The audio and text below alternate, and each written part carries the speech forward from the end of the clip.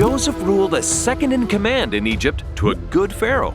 And during the Great Famine, Joseph invited his entire family, the house of Israel, to live in Egypt where there was enough food for everyone. Fast forward 300 plus years and their descendants are still in Egypt, but now as captive slaves to a horrible Pharaoh who knew not Joseph. So, the house of Israel, also called Israelites or Hebrews by the Egyptians, have been forced to do back-breaking labor for generations. They need a hero! Someone to rescue them from this awful bondage. So, God sends a special baby boy to one day save them all. Sound familiar?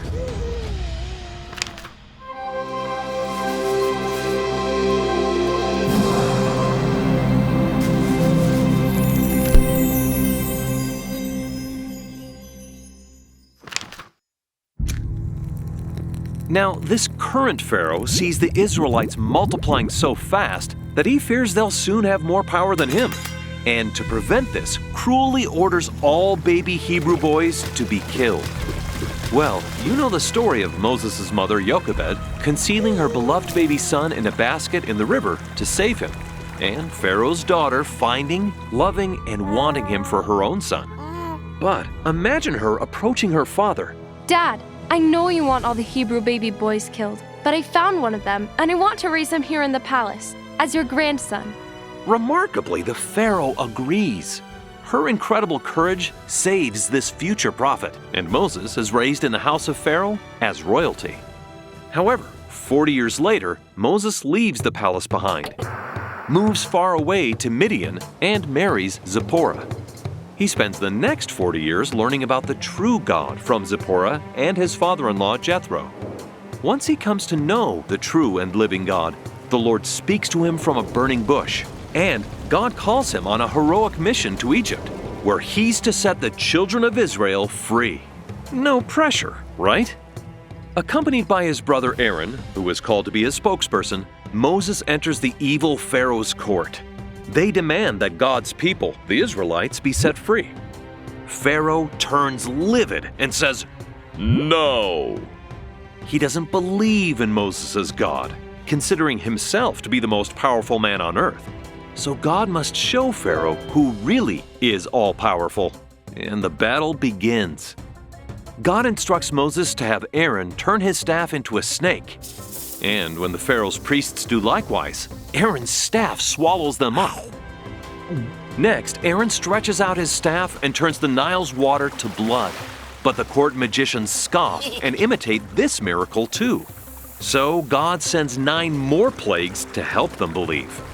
Frogs, jumping in everything.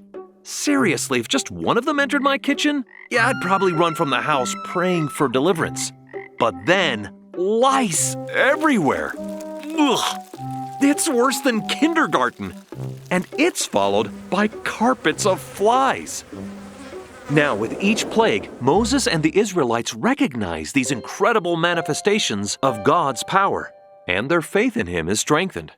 However, after each plague, Pharaoh reacts quite the opposite and hardens his own heart. By the way, that wording is corrected according to Joseph Smith's inspired Bible translation. Each time, Pharaoh's hard-hearted refusal to let the people of God go brings another great plague. They escalate, becoming more and more destructive as the Lord gives Pharaoh lots of chances to let the people go. Next, the Egyptians' cattle die. Seriously, where's the beef? Then, people are covered in boils, blisters, blains, carbuncles, and cysts. Calling Dr. Pimple Popper. Grossed out, distressed, and just wanting the plagues to end, the Egyptians beg Pharaoh to let the Israelites go. And, time and again, Pharaoh promises Moses he'll let the people go, if his God ends the plague. But each time God does stop the plagues, the hard-hearted Pharaoh quickly forgets his promise and refuses. So, the Egyptians' crops are targeted next and destroyed by both hail and fire. Whoa!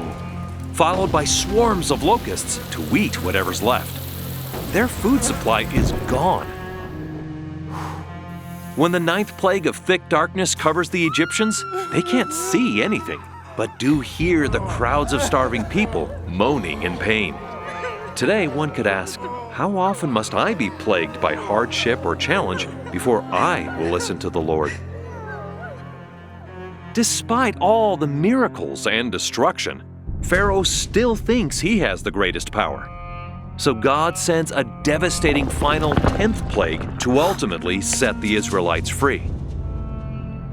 The Lord sends his destroying angel to kill the firstborn in every single home. Except God prepares a miracle to save those who worship Jehovah, so that the destroying angel will pass over the homes of the Israelites who obediently follow several specific steps defined by God. They must take a male lamb without blemish, sacrifice it, and use its blood to paint the doorposts of their home to witness that they worship Jehovah. Now, we'll discuss much more about the Passover and how it points to Jesus Christ as part of our Easter episode.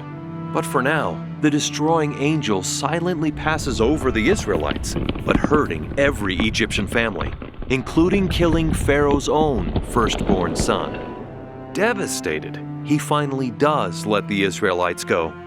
Now, just as the death of these firstborn children set the Israelites free, it's only the death and atonement of God's firstborn son that will ultimately set us free. Oh, but wait! Pharaoh's not done yet. Next week, as the children of Israel start their great exodus, Pharaoh sends his terrifying armies to destroy them all. What will save them this time? It takes a lot to make these videos, so to keep Line Upon Line free for everyone, consider donating. The link's in the description below. And thanks for watching. This episode is packed with info, so you might want to watch it again to make sure you didn't miss anything, including the hilarious jokes. If you feel this video has helped you on your path towards truth and Christian discipleship, please subscribe and share. Most importantly, go read the scriptures for yourself.